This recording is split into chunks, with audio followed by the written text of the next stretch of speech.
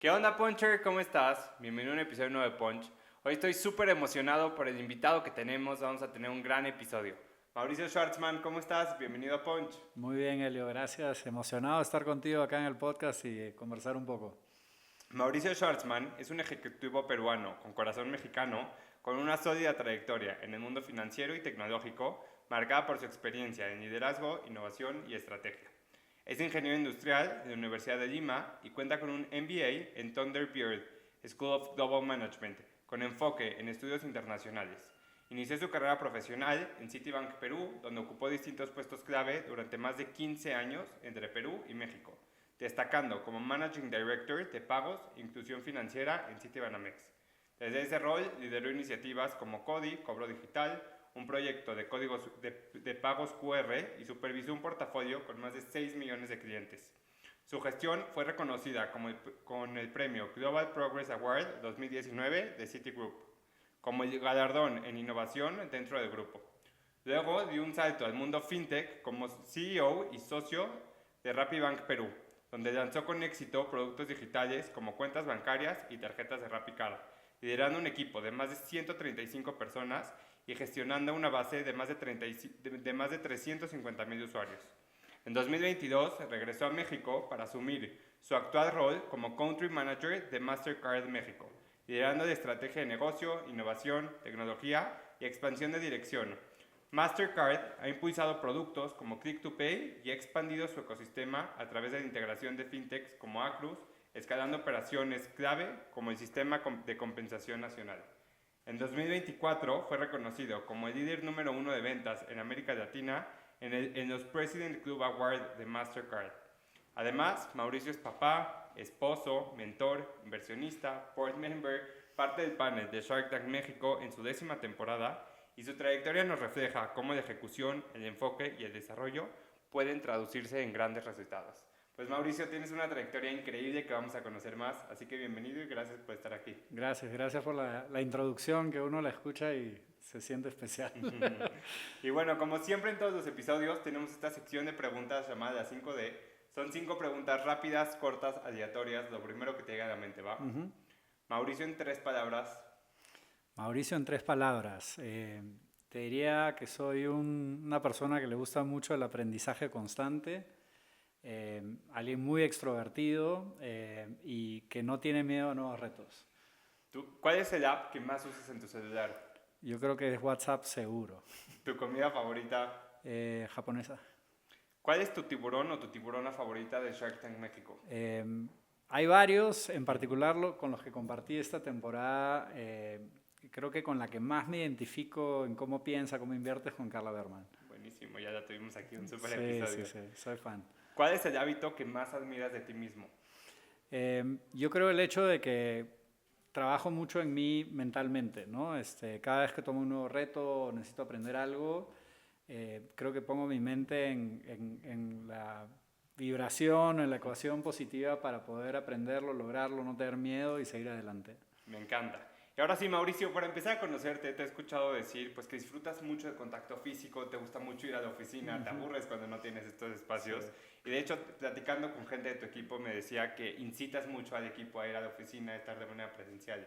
¿Qué importancia crees que tiene esto para que se desarrolle pues, el trabajo del día a día? ¿Y por qué crees tanto en estas conexiones de manera presencial, más allá del mundo remoto?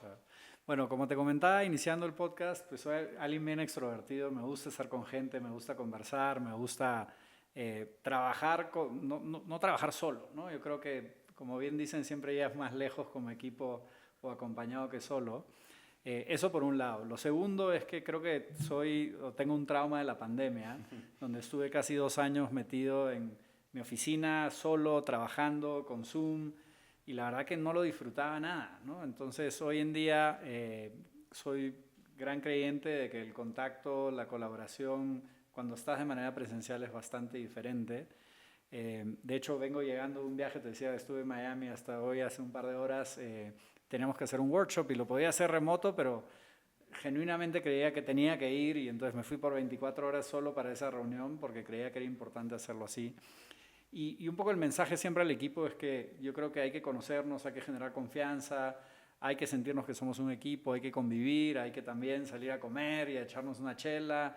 Entonces creo que eso genera mucha cohesión y mucha colaboración en los equipos y trato de promoverlo. Yo voy a la oficina todos los días, por más que trabajo en una compañía que no nos requiere ir todos los días a la oficina, pero me gusta salir de mi casa, ver gente, salir a comer y distraerme, ¿no? Me energiza mucho. Y justo ahorita dices, viajar a Miami por un workshop. ¿Cómo crees que es el impacto de tener estos espacios presenciales versus, como dices, a lo mejor lo podrías tener remotos? O sea, ¿sí crees que realmente mueve la aguja más allá de la conexión personal? Pues sí, mira, éramos, y para aprovechar el ejemplo, ¿no? Creo que éramos como 12 personas que estábamos tratando de analizar y resolver y definir una estrategia sobre un cambio regulatorio que se está dando en México. Y tenía gente de todo el mundo conectada, pero pues era difícil a la gente que estaba en la línea seguir el hilo de la conversación. Cuando querían hablar tenían que levantar la manita, ¿no? Entonces, realmente yo creo que al final del día, dependiendo del tipo de trabajo que quieras hacer y qué tan deep quieres ir, la presencialidad puede hacer la diferencia, ¿no? Hablábamos antes de empezar el podcast. ¿Cómo hubiera sido el podcast si hubiéramos estado vía Zoom versus estar acá contigo, saludarte, conocerte, estar en un ambiente juntos y súper enfocados? Creo que hay un valor en la presencialidad y sobre todo dependiendo del tipo de trabajo o reto que quieras afrontar. Buenísimo. Y para irnos desde tus inicios, realmente conocer a Mauricio, pues estudias Ingeniería Industrial en la Universidad de Lima. Dices que desde niño pues tenías muchísima motivación, rodeado de muchas mujeres que también te ayudó a crecer de manera muy diferente, ¿no? Con otro tipo de mindset. Entonces cuéntame, ¿por qué decides estudiar Ingeniería Industrial y cómo se ven tus primeros años de vida? Va. Digamos, sé que tu audiencia también hay mucha gente que recién empieza y el mensaje con el que quiero abrir es que tengan fe en sí mismos y que todo va a estar bien si ustedes le echan ganas y trabajan y toman retos, pues la vida les va a sonreír, ¿no? Y no tienen que preocuparse de ser Jeff Bezos ni nada por el estilo.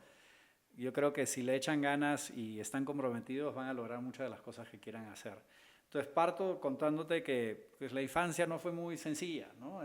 Mis papás divorciados, habían carencias, y cuando llegó el momento de decidir qué quería estudiar, pues no fue fácil, ¿no? De hecho tuve una época en la escuela, en high school, donde no me fue muy bien, pero creo que ese reto que tuve en que no me fuera bien hizo que me diera cuenta de que esforzándome un poco la vida me sonreía mucho más.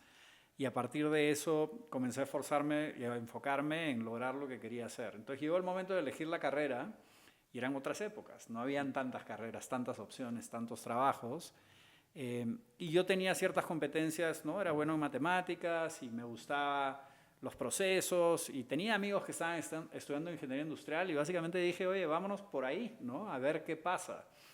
Nunca pensé que iba a trabajar en una empresa de tecnología de pagos, ¿no? Para nada. Pero entré a la carrera y me comenzó a ir bien, me gustó, me identifiqué con muchas cosas y muchos piensan que ingeniería industrial es que vas a trabajar en una industria, en una fábrica, ¿no? Y realmente para mi interpretación de un ingeniero industrial es alguien que sabe hacer los procesos más eficientes. Y eso es un poco lo que te enseñan. Tienes clases de negocios, pero también tienes clases de procesos un poquito más elaborados. Entonces, una vez que estudié la carrera, tampoco sabía dónde iba a trabajar. Nunca pensé que iba a trabajar en servicios financieros en un banco, ¿no? Pero uno va encontrando las oportunidades y tuve un primer internship y estuve en empresas de seguros. No me gustó, no me identifiqué, me pareció aburrido. Luego me fui a una empresa de tecnología, estuve por IBM unos meses y también me pareció que era muy jerárquica, no era la empresa con la que yo me identificaba y de repente caí en un internship en Citibank, que era un banco que hace algunos años, te estoy hablando hace 20 años, pues ibas en jeans y ibas en playera, ibas en tenis y era gente joven y era muy moderno y un ambiente muy horizontal y entré a un área de procesos de mejora interna, como consultoría interna. Entonces estaba viendo en la sucursal cuánto tiempo esperaba la gente y estaba viendo los procesos para el desembolso de un crédito y cómo los mejorábamos. Muy ingeniero, ¿no? Del puesto. Muy ingeniero de procesos, ¿no? Pero siendo consultor interno, entonces conocí todo el banco, trabajé con todo el mundo y me encantó y me enamoré. Tanto así que estuve casi 16 años ahí. Y cuando uno está en una empresa hoy en día, tantos años, dicen, oye, este es un dinosaurio, ¿qué hace ahí? Pues, no hay manera. Pero algo que me encantó mucho de mis años por Citi era que me daba oportunidad de hacer algo nuevo y distinto cada 2 años.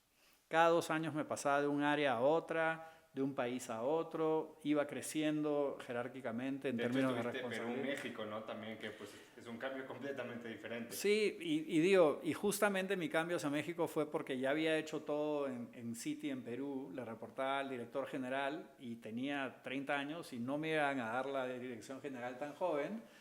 Entonces dije, oye, ¿qué más puedo seguir haciendo? O me voy de Citi o me voy a otro país a probar algo y caí en México y acá me tienes 11 años. Buenísimo. Justo, a ver, quiero entrar a esa parte de tu trayectoria en Citi porque como bien dices, si ves tu perfil, cómo vas creciendo y cada vez cambiando el puesto, ¿no? Y cómo el rol cada vez se vuelve muy diferente. ¿Cómo se ve este proceso? ¿Son cambios que tú vas pidiendo, que tú mismo Sí, reto te vas pidiendo, que la misma empresa te va impulsando? Y lo pregunto porque a lo mejor hay gente que está en esa etapa de decir, ¿cómo se va a ver mi siguiente transición? claro. Mira, yo creo que era entre que la empresa lo promovía y yo lo adopté y lo hice mío, ¿no? Entonces, en Citi había una práctica muy importante que era, le decían leading your career, que significaba que tú eras el líder de tu carrera. Tú no tienes que esperar a que tu jefe te diga, oye, mañana te vas a mover a tal área a hacer esto, sino que tú tenías que identificar cómo te querías desarrollar, comentarlo, plasmarlo en una hoja de plan de carrera y comenzar a trabajar para lograr lo que querías hacer. Entonces, con esa base ya nos iban, digamos, configurando para que tuvieras una carrera con movimientos y crecimiento alineado a lo que querías. Y por otro lado, le dan mucha oportunidad al talento interno que estaba comprometido, que estaba dándole la talla y que quería crecer. Entonces, en esa carrera se me dieron muchas oportunidades de tomar nuevos retos y cambiar diametralmente. Para que tengas una idea, yo empecé en un área de consultoría interna, me pasé a tecnología de operaciones, me volví banquero corporativo, pasé a manejar productos, hice un poco de banca de inversión, me moví a la tesorería, me pasé a la banca de consumo. Y realmente no era, oye, es que no lo has hecho antes, ¿no? Sino que veían tus competencias y cuál era tu capacidad y cuánto lo querías y te daban dando chance. Y creo que eso es lo que marcó un poco mi carrera en el sentido que me enseñó a que yo tenía que liderarla, a que no debía tener miedo a tomar retos y que tenía que contar qué era lo que quería hacer y ponerme delante de la gente y decir que lo quería hacer. Esta parte se me hace súper importante de contar qué es lo que quería que hacer, ¿no? Porque muchas veces suponemos que los demás van a estar pues viendo nuestra Pendientes. carrera, pensando en nosotros, cuando a lo mejor ya hay 1000 personas dentro de la organización y es imposible que si tú no, pues te vas para adelante, muestras tu perfil, lo que puedes hacer, que a lo mejor y los otros abran los ojos por magia, ¿no? Y Sí, automáticamente. que adivinen qué quieres hacer. Y tengo una bonita anécdota porque ya estando aquí en México y teniendo más de 12 años en un lado de la banca, que es la banca corporativa, haciendo de todo, y con mi visión desde temprana edad de decir, oye, yo quiero ser un director general, quiero ser un CEO, porque me gusta ponerme al frente, quiero tomar los retos, quiero tomar las decisiones, quiero liderar equipos. Dije, oye, me falta todo el lado de la banca y consumo en los bancos, en los servicios financieros, y comencé a hacer mi campaña para decir, oye, me quiero pasar a consumo, cuando era de otra raza, pues, ¿no? Los bancos corporativos son distintos a los de consumo. Y dentro de esa campaña me senté con la que hoy es la CEO de Citi, que se llama Jane Fraser. Ella era la CEO de Latinoamérica y le pedí una reunión y le dije, Jane, quiero seguir construyendo mi carrera, me quiero pasar a la banca de consumo, nunca he hecho banca de consumo, pero si me dan chance, le voy a entrar con todo. Y me dijo que sí, que me apoyaba y que me iba a ayudar y eventualmente pude hacer ese pivot fuerte en mi carrera a otro negocio y caí a hacer pagos digitales.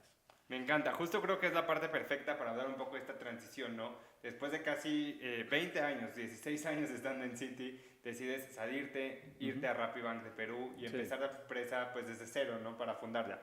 Cuéntame cómo se ve esta transición de decidir cambiarte, cerrar esta etapa en Citi y empezar pues en Rapibank Perú. Sí. Pues mira, como te decía, yo siempre tenía este sentimiento de que necesitaba experimentar otras compañías también. Y tenía 16 años y había entrado de intern y ya era Managing Director, que es el grado más alto que tienes en Citi a nivel global. Pero ya sentía que pues, quería hacer algo nuevo, quería probar algo nuevo, quería ser CEO de un banco y de repente desaparece Rappi y nos dice, oye, quiero hacer un banco digital en México y estoy buscando un partner. Y mi jefe, que lo admiro mucho, que se llama Rodrigo Curi, me dice, oye, Mau, tú ves payments, tú ves partnerships con fintechs, tú has hecho M&A, haz que esto pase, ¿no? Entonces nos pusimos a trabajar para hacer el joint venture con Rappi en México. Desde el lado de Citi. Desde el lado de Citi, para formar este banco digital. Y nos echamos varios meses, eventualmente les pusimos una oferta bastante importante al frente de Rappi. Y Rappi nos dijo, oye, muchas gracias, pero no gracias. Nos han puesto una mejor oferta. Y se fueron a hacerlo con Banorte. Y entonces nos quedamos un poco tristes porque era una oportunidad de hacer un play de finanzas en bebidas a través de una app digital, un unicornio en Latinoamérica, de darle esta propuesta de valor digital y más, digamos, más joven a Banamex. Y nada, pues tuvimos que regresar a la normalidad. Pero trabajé mucho con la gente de Rappi en esos meses y Juan Pablo Ortega y Simón Borrero, que eran co-founders de Rappi, me dijeron, oye, Mauricio, hemos trabajado súper bien contigo, tenemos un joint venture que acabamos de cerrar en Perú, tú eres peruano, ¿te animas a venirte de CEO del banco y armarlo de cero? Entonces, cuando tienes una oportunidad así que se presenta, no son muchas que vienen en la vida, porque era justamente para lo que me había preparado, para ser CEO de un banco. Me había gustado mucho el proyecto, era en Perú, tenía oportunidad de regresar de México, estar con mi familia y tomar un reto en fintech con un unicornio como Rappi y dije, vámonos. De todas maneras, si bien soy managing director en Citi y tenía una súper buena carrera, todavía estoy joven, todavía puedo tomar retos y quiero tener esa experiencia y probarla. Así que por ahí vino la apuesta y el lanzarme a la alberca sin saber si había agua o no, ¿no? Y más cuando llevabas tiempo pidiendo, pues, probar otras compañías, ¿no? Sí, Que tú querías sí. experimentar otra vez un reto diferente. Citi siempre me daba oportunidad de seguir creciendo y no me terminaba de ir, entonces aparece esta y dije, oye, es un reto importante, hay que armar algo de cero y uno no sabe cómo le va a ir, pero decía, mira, en el peor de los escenarios, si no logramos lo que queremos lograr como startup, pues lo que me va a quedar bajo el cinturón de haber aprendido, de haber echado algo a andar de cero, de trabajar en una fintech, seguro me va a abonar para seguir creciendo como persona y como profesional. Me encanta. Y cuéntame cómo se ve la toma de decisiones. O sea, si bien parece muy lógico, ¿no? Ya conocías a los fundadores, conocías su forma de trabajar, tú tenías toda la experiencia, pero creo que la decisión se ve mucho más complicada porque pues estabas arriesgando, ¿no? Como dices, en la alberca no había agua versus tener un superpuesto en Citi, uno de los grupos más importantes financieros. Entonces, cuéntame cómo se ve tu toma de decisión para decidir saltar, irte, regresar a Perú, cambiar tu país y fundar Rappi Bank en Perú. Pues yo creo mucho en el synchronicity y cómo la vida te presenta oportunidades. Y cuando veía todo lo que la oportunidad representaba, era como que el mundo y la vida me estaba diciendo que la tome. Y te voy a dar un par de ejemplos, ¿no? Tenía la oportunidad de saltar a una fintech, pero una fintech que era un joint venture entre un banco y un jugador como Rappi. Entonces me daba la oportunidad de operar en un ambiente que era fintech, pero tenía una base de donde yo venía. Segundo, era la oportunidad de ser CEO de un banco y me venía preparando para eso durante años. Por otro lado, era con la gente de Rappi con la que venía trabajando ya bastantes meses, era usuario, creía en la plataforma, tampoco era algo en un PowerPoint, ¿no? Tenía la oportunidad de regresar a Perú, había estado fuera de Perú en México más de 6 años, de ver a mi familia, de regresar y probar un poquito lo que sería regresar. Y las condiciones económicas también funcionaban, ¿no? No era que me fui de gratis, pero claro, cuando uno trabaja en una fintech o una startup, las condiciones son distintas. Entonces, un poco lo que en mi mente pasaba era, oye, ¿cuándo se va a presentar la oportunidad de que yo pueda salir de CEO de una fintech, que ya tenga un unicornio detrás, que sea de la mano con un banco que conozco y respeto, que sea en mi país, que tenga oportunidad de regresar? O sea, como que todas las fichas estaban dadas para que tome el reto, ¿no? Y más bien creo que si no lo hubiera tomado, me hubiera arrepentido muchísimo. Ese era mi pensamiento, ¿no? Me encanta. ¿Y qué aprendiste trabajando en una startup como Rappi, donde pues, la cultura cambia, la velocidad cambia y es una ejecución muy diferente? Sí. Pues te diría que justamente mucho de lo que aprendí fue muy distinto a lo que estaba acostumbrado. Las decisiones eran 100% mías. antes yo hubiera tenido una empresa más corporativa que preguntar, oye, quiero tomar esta decisión, según el tamaño de la decisión tiene que ir a ciertos niveles de aprobación. Acá yo podía tomar una decisión de hacer una inversión, un gasto o contratar gente porque yo creía genuinamente que era lo correcto. La velocidad de las decisiones era hire fire, podía ser en un minuto, ¿no? Y la agilidad de pivotear, ¿no? Oye, tengo esta estrategia, pero comienzo a ver que no está funcionando, mátala y pasa a la siguiente. Entonces, eso a mí me fascinó porque me enseñó de cierta manera otra manera de operar y de tomar decisiones que no necesariamente había estado acostumbrado. Y obviamente viene con un roller coaster de emociones, porque es mucho más riesgo y pues te da miedo tomar una mala decisión, pero también aprendes a tomar decisiones que no ponen en riesgo todo el proyecto y en las cuales puedes ir pivoteando relativamente rápido, ¿no? Y que también estabas ya preparado, ¿no? O sea, tus capacidades y toda la experiencia Sí. que tenías ya te ayudaban a poder ejecutar mejor. Bueno, de hecho venía con horas de vuelo y con experiencia haciendo muchas cosas sobre la cual tú construyes, pero había mucho que era nuevo para mí también, pero creía genuinamente, y era un poco lo que trabajaba en creer en mí y en no tener tanto miedo al hecho de que pues, tan mal no me podía ir, ¿no? No estaba inventándome algo que no haya hecho antes de cierta manera, ¿no? Y en 2022, pues decides otra vez cambiar el giro de tu trayectoria y Sí. creo que la oportunidad que llega con Mastercard, pues combina todo lo que estabas trabajando en los últimos años. Entonces, cuéntame, ¿por qué decides salir de Rappi? Ahora, ¿cómo llega esta nueva oportunidad de regresar a México y ser el country manager para Mastercard? Pues de nuevo apareció este synchronicity, esta oportunidad que la vida me mandó. Y yo ya había trabajado en el proyecto 2 años y la verdad que estaba agotado, porque el ritmo de una fintech y de armarla de cero, de trabajar los fines de semana y de empujar para lograr las metas era bastante duro. Entonces sí me encontré en un momento donde dije, oye, esto está taxing, ¿no? Esto está rudo.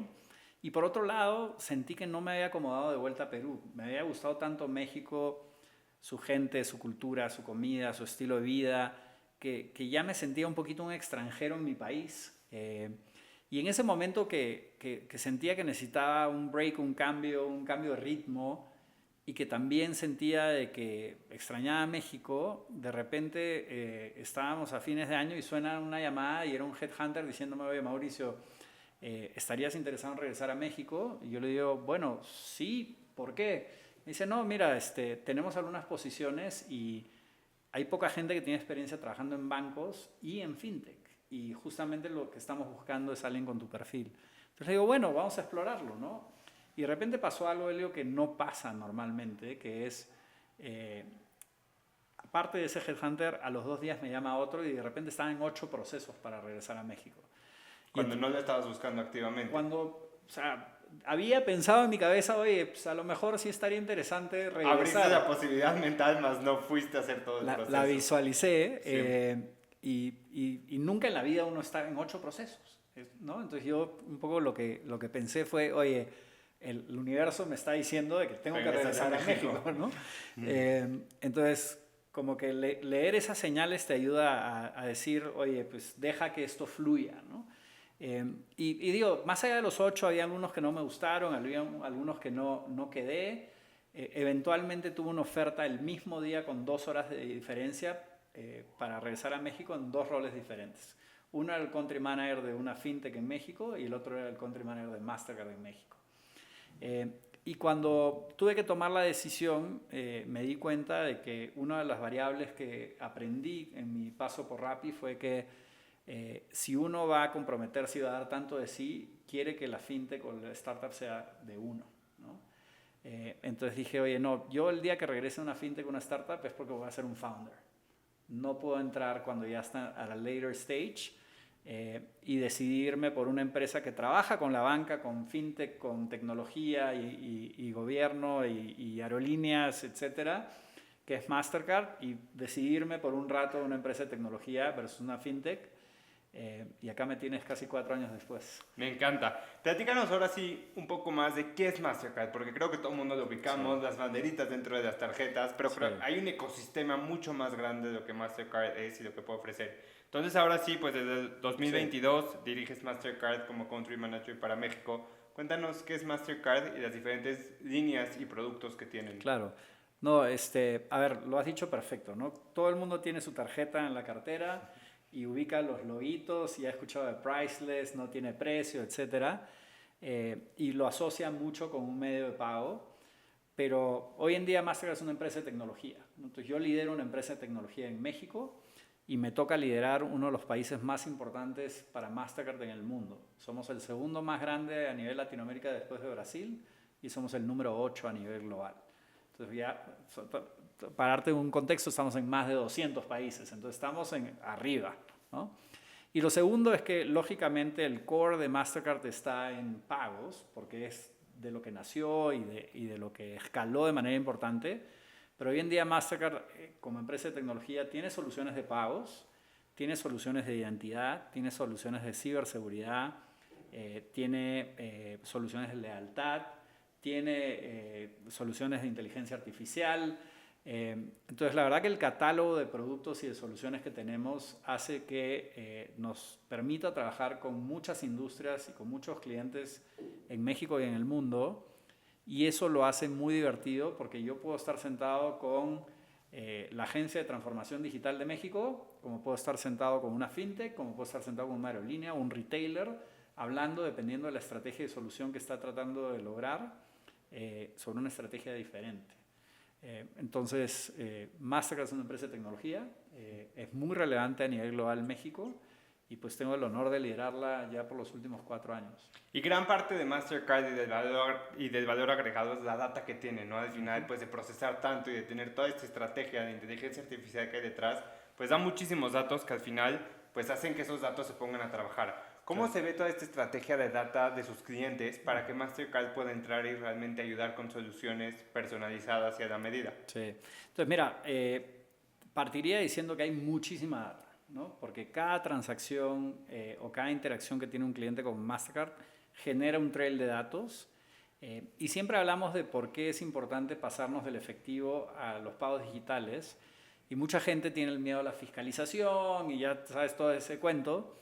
Pero el que no tiene miedo a la fiscalización lo que está generando es un montón de datos para que tengas mejores productos, servicios más personalizados, para que tengas acceso al crédito. Entonces, una vez que logras entrar a ese ecosistema de pagos digitales o de digital, la capacidad de las empresas para servirte mejor es brutal, ¿no? Entonces, nos sentamos en un montón de datos y los explotamos tanto para hacer productos como para hacer consultoría. Entonces, tenemos una práctica muy grande a nivel global. En México tenemos como 300 personas que hacen consultoría desde estratégica, de datos, de go-to-market, y parte del insumo que más usamos es la data que tenemos o que se genera a través de nuestras plataformas, ¿no? Y eso es impresionante, ¿no? Porque creo que la forma en la que un negocio puede crecer de manera exitosa es basada en su data. Sí. Y más cuando pues estás generando transacciones de manera constante, de manera de personalizar a tu cliente, de mandar promociones, de entender tus flujos detrás. Creo que es una parte súper importante tener esa data. Y hoy en día, algo que decía antes, que la banca ya se había vuelto empresas de tecnología y no terminaban de saberlo, es que yo te diría que el grueso de las compañías en el mundo son empresas de tecnología, porque recurren a la tecnología para proveer servicios, generan datos y si no los están explotando, pues están dejando mucho sobre la mesa. Me encanta. Mastercard sin duda trabaja en el centro del ecosistema de pagos en México, ¿no? En tu caso, pues operando México. ¿Qué rol juega Mastercard en el ecosistema fintech y de pagos para la región y para Latinoamérica? Mira, tomamos la decisión hace años de ver el nicho o el segmento de fintech como uno de importante crecimiento para el ecosistema y que iba a acelerar la competencia y cómo se sirve a los clientes en el mundo. Entonces comenzamos a tener una práctica de fintech bastante relevante y hoy en día es difícil calcular, pero te diría que más del 80% de las fintechs en México trabajan con Mastercard. Todos los nombres grandes que te imaginas, chécate la tarjeta o la tarjeta digital y es una tarjeta de Mastercard. Y creo que eso ha sido una apuesta correcta, porque si bien seguimos siendo muy cercanos y seguimos siendo los socios principales de los bancos en México, también acogimos este ecosistema. Y hoy en día las fintechs pues, son un jugador relevante en el ecosistema mexicano y también son catalizadores de la inclusión financiera. Entonces, trabajamos muy de cerca de ellas. Creo que el hecho de que venga yo de un background ahí me hace entenderlas un poquito mejor, entender los retos. Y lo bonito del negocio de Mastercard que es un negocio B2B2C, ¿ok? Y explico un segundito por si el concepto no lo tiene muy claro. Somos una empresa que atiende empresas que atiende consumidores. Entonces, yo atiendo a una fintech como Nubank, como Nu México, que a su vez atiende a un consumidor. Entonces, la manera como nosotros operamos es que hay una alineación de intereses entre lo que hace Nu, lo que hace Plata, lo que hace Story, versus lo que hago yo, porque si a ellos les va bien, a mí me va bien. Entonces, mi enfoque tiene que ser en que mis clientes tienen que ser exitosos en lo que están queriendo lograr, porque va a ser buen negocio para mí. Me encanta. Ahorita que mencionas Story, en un episodio pasado tuvimos a Marden Garayzar, fundadora de Story, y justo hablábamos sobre este tema de inclusión financiera, cómo realmente un pequeño porcentaje todavía en México, uno, tiene acceso al crédito y dos, entiende, ¿no? Mucho más allá de tener el acceso, sino de comprender estos conceptos para poder hacer un uso de manera correcta. ¿Cómo piensan ustedes sobre este surgimiento de nuevas fintechs que ha habido en la región en los últimos años para que realmente pues funcione, ¿no? El ecosistema y no simplemente sea un negocio de cada vez tener nuevos jugadores que solo confundan y no generen un valor real? Mira, hay muchos segmentos de la economía en Latinoamérica en particular y en el mundo que hoy en día no son atendidos de la mejor manera porque históricamente no ha sido económicamente viable hacerlo. Esto cambió con la llegada del mundo digital y con la tecnología, donde hoy en día tú puedes atender una pyme o una MIPYME o una persona sin tener que poner una sucursal cerca donde está. Entonces, hoy en día yo quiero tener un servicio financiero y puedo agarrar mi teléfono. La mayoría de gente de la población ya tiene un teléfono inteligente y puedo hacer download de una aplicación, hacer un onboarding digital e inmediatamente tener acceso a servicios financieros. Y eso ha sido un game changer, no por fintechs, para toda la industria. Ahora, cuando tú piensas en quién va a ir a atender a esos modelos de negocio que son más difíciles de atender, son los jugadores más digitales que son más eficientes. Entonces, jugadores como Story, que no tienen sucursales, que son más chicos, que son más ágiles, que tienen acceso a capital y pueden tomar cierto burn en su camino a escalar, pues van a estar más interesados, en vez de irse a competir con los bancos grandes, de ir a buscar estos segmentos no atendidos de la economía. Y ahí es donde creo que estos jugadores han venido a hacer un poquito de disrupción en esos segmentos y es por lo cual estamos viendo una aceleración en la inclusión financiera en México y en el mundo. Ahora tú dices, oye, ¿por qué es importante la inclusión financiera? ¿No? Porque siempre se mide con cuánta gente tiene una cuenta bancaria. Y la verdad que la cuenta bancaria está buena, pero no es el que hace la diferencia. Por lo menos mi interpretación de inclusión financiera es que tú tengas acceso al crédito y al crédito en buenas condiciones. Y para lograr hacer eso, si yo no tengo un trabajo formal con un flujo de nómina recurrente que pueda presentar, ya sabes, mi recibo de nómina, necesito tener datos y necesito mostrar comportamientos digitales donde yo te esté cobrando a ti de manera digital 10,000 pesos al mes y tú digas, oye, esta persona le entra 10,000 pesos al mes, pues a lo mejor le puedo otorgar un crédito porque veo el flujo que está pasando. Y ahí viene la belleza de los pagos digitales, de cómo habilitan la generación de datos y eventualmente habilitan el acceso al crédito. Y el crédito la gente le tiene miedo por las tasas, porque es difícil de entender, porque se endeudaron. Pero el crédito te permite consumir algo hoy en vez de esperar 12 meses de ahorro para poder consumirlo. Y ver el retorno hoy también, ¿no? Claro, y entonces eso te permite hacer un viaje hoy sin tener que esperar y acelerar el beneficio que te puede dar la inclusión financiera. Entonces, sé que estoy diciendo algo que no mucha gente le encanta, pero el acceso al crédito, si es que es un buen crédito y en buenas condiciones, es súper bueno y acelera las economías. Me encanta. Mauricio, cambiando un poco de tema y metiéndome más al tema de tu liderazgo, tu rol como líder, platicando con tu equipo, me comentaban que tienes como un ritual donde siempre antes de cada reunión te das un tiempo de realmente entender de qué va a tratar esta reunión, llegar con preguntas muy concretas y hacer tus reuniones pues mucho más eficientes para llegar a mejores soluciones. O al menos así lo toma tu equipo, ¿no? Está bueno, está bueno. Cuéntame si tienes algún ritual de cómo es tu forma de liderar, de cómo poder estar cambiando, ¿no? Entre diferentes roles, diferentes temas, diferentes industrias constantemente y seguir siendo relevante en cada una de estas interacciones que tienes. Mira, hay algunas prácticas, y no es perfecto, ¿ya? Por favor, no vayan a pensar que porque digo esto ya tengo solucionado el mundo de las reuniones. Pero creo que hay algunos aprendizajes que son importantes. Hoy en día, uno de los traumas post-pandemia es la reunionitis, ¿no? Que tenemos llamadas y videoconferencias y reuniones back to back todo el día, ¿no? Porque ahora todo se volvió una reunión y creo que es lo peor que puede pasar. Entonces uno tiene que ser muy disciplinado con su agenda y tiene que asegurarse no solo que está ocupando el tiempo en cosas que sean relevantes para la estrategia que quieras lograr, sino también cómo aprovechas o maximizas el uso del tiempo. Entonces, te voy a dar un par de ejemplos. Ahí por ahí hemos hablado en algunos podcasts o entrevistas del método Pomodoro, que es una tontería, pero es realmente una... A mí me ha cambiado la vida. A mí me cambió la vida. Entonces, ¿qué pasa? Yo tenía muchas reuniones back to back. Y lo que dice el método Pomodoro es que tú tienes que tener breaks entre reuniones para poder seguir engaged, para poder seguir energizado. Y una reunión de media hora, en vez de hacer la media hora, la haces 25 minutos. Si eres disciplinado, le dices a la gente que tienen 25 minutos, usa los 25 minutos y esos 5 minutos los usas para tomarte un café, para mandar el email, para pararte, para caminar, para respirar. Y eso te mantiene mucho más eficiente y con la energía en el lugar correcto y te permite tener breaks y trabajar en lo que necesitas hacer también, porque si no acabas el día de 1000 reuniones y recién te sentabas a trabajar. Y no hay tiempo para ejecutar aparte. Exactamente. Lo segundo es que, ¿para qué es la reunión? Porque hay muchas reuniones informativas. Si son informativas, mándame un email, ¿no? Si no hay una decisión que se tenga que tomar, pregúntate mucho si tienes que estar en esa reunión, porque básicamente te van a informar. Y para informarte no tiene que ser presencial, no tiene que ser una hora. Y lo tercero es cómo te preparas para la reunión. Algo que me gustó mucho del liderazgo con el cual trabajo hoy en día es que los pre-reads son mandatorios.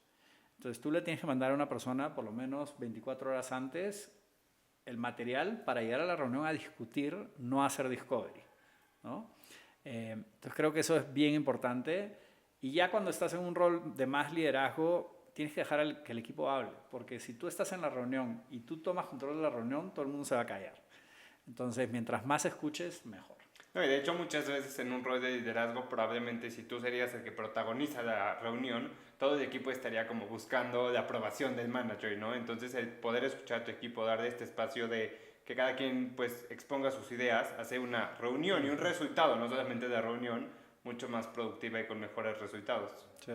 De hecho estoy leyendo un libro ahorita que te habla de que más que tú estar metido en la compañía supervisando cómo ejecuta el equipo y solucionando los problemas, tú tienes que estar tomando acción fuera de la compañía para volverte un conector y traer ideas y traer estrategia mientras el equipo está ejecutando. Entonces, está muy bien si quieres ser un líder que ayuda al equipo, que está con ellos y que está supervisando su trabajo, etcétera, pero hay mucho más valor e impacto si tú estás acting like a leader fuera de la compañía o con stakeholders que sean relevantes para los objetivos que tengas. Me encanta. Parte de tu rol como la cabeza, pues es mucho ser de imagen en conferencias, compañías, espacios como este, que te agradezco muchísimo que estés. No, y parte, pues fuiste parte de Shark Tank en la 10ª temporada, ¿no? Justo en este rol de mentorear, de seguir ayudando a nuevos emprendedores. Entonces cuéntame un poco cómo ves, y estando en contacto con mucho emprendimiento en la región, ¿cómo ves el emprendimiento hoy en día en Latinoamérica con la llegada de inteligencia artificial y con cada vez mejores soluciones para poder ejecutar de manera pues más eficiente con mejores resultados? Entonces, si quieres, déjame hacer un comentario pequeño sobre lo primero que dijiste de la visibilidad del rol. Yo soy un creyente genuino de que uno tiene que contar lo que la compañía está haciendo y tiene que socializar y tener una narrativa hacia el mercado que le dé relevancia y presencia a la marca y a la estrategia que tienes. Entonces, parte de mi estrategia es que sientan a Mastercard presente, que vean a sus líderes en los eventos, en las entrevistas, que escuchen cuál es nuestra estrategia para que cuando ustedes mañana quieran hacer algo, la primera llamada sea Mastercard, ¿no? Entonces sí le dedicamos un poco de tiempo. Y humanizar también a la compañía, 100%. ¿No? Creo que cuando conoces a la cabeza, sabes la estrategia que hay detrás, pues quitas muchos sesgos que podrías tener por falta de información. 100%. Entonces, para mí es importante que sientan a la compañía, entiendan qué es lo que queremos hacer y sepan a quién buscar y por qué, ¿no? Lo segundo es que, pues, también no es algo que me cueste trabajo. Entonces, me puedo sentar contigo, lo conversamos, me siento cómodo. Entonces, se me hace un poquito natural. Y creo que eventualmente, pues, mi paso por Shark Tank pasó por una sincronía ahí también entre la experiencia, la comodidad que tengo y el hecho que invertía, etcétera, ¿no? Pero hablando del emprendimiento, hoy en día yo creo que estamos en un momento inimaginable, ¿no? Yo cuando era más joven decía, oye, tengo que hacer una compañía, tengo que levantar capital, tengo que contratar gente, tengo que conseguir una oficina, tenía que conseguir muchos activos que hoy en día no los necesitas, ¿no? Y hoy en día alguien en su casa con una laptop o con un celular y con AI puede generar una compañía de cero y comenzar a escalarla.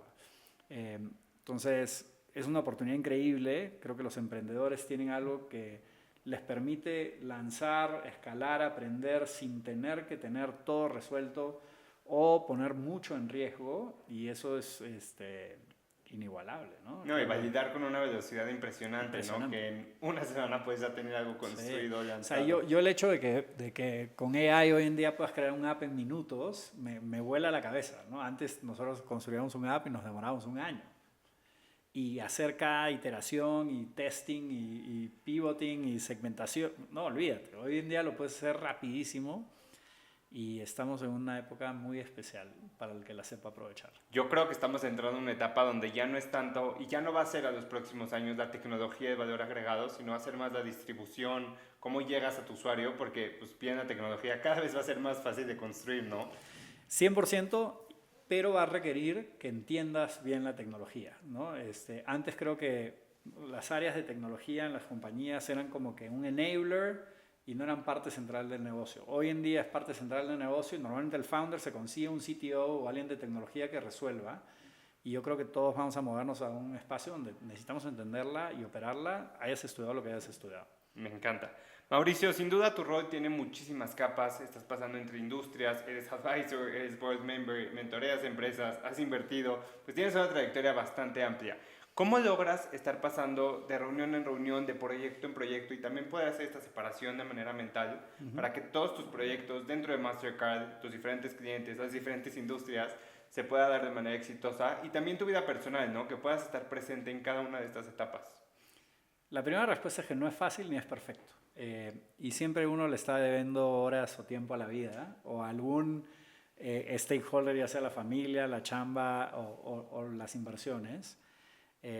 Pero también suena más de lo que es, ¿no? Entonces yo, por ejemplo, soy mentor de Endeavor en Perú y en México hace 7 años. Probablemente me tome 1 hora al mes, 2 horas al mes. Entonces yo creo que lo puedes compartimentalizar, lo puedes acomodar sin problema. Tengo un montón de inversiones, tengo un fondo, pero tampoco es que yo esté operando. La mayoría son inversiones pasivas o son inversiones donde me tengo que sentar en un consejo que se sienta trimestralmente. Entonces, es muy importante cómo tú creas los esquemas para que funcione y cómo te estás asegurando que estás dedicando el tiempo a las cosas que son más importantes. Yo, por ejemplo, soy el Country Manager Director de Mastercard. Eso es lo principal. Y lo que hago on top of no puede ir en contra de ese core o esa principalidad, ¿no? Entonces, hoy en día estoy contigo y estamos haciendo un podcast, pero obviamente es viernes y es viernes por la tarde y es un momento donde me puedo tomar este espacio. He estado toda la mañana chambeando, enfocado en lo que me tenía que enfocar y saliendo de esto tengo una sesión de consejo y después desconecto y me voy con la familia, ¿no? Entonces, de nuevo, no es perfecto, no es una ciencia exacta, pero uno va sabiendo dónde se mete y también qué va dejando de hacer. Porque creo que parte de lo que te permite ser más efectivo es saber a qué cosas les vas a decir que no. Y eso me encanta, el concepto de saber decir que no. Cuando dices que no a ciertas cosas, le estás diciendo que sí también a muchas otras, ¿no? Desde descansar, desde estar con tu familia, desde tomar otra reunión. El saber decir que no es un tema súper importante que pocas personas lo pueden implementar y lo saben hacer. Y no es fácil, y tampoco te lo hablo desde un lugar de la perfección. Me cuesta mucho trabajo decirle que no a la gente, ¿no? O sea, tú sabes lo que es el WhatsApp hoy en día, te decía que es el app que más uso.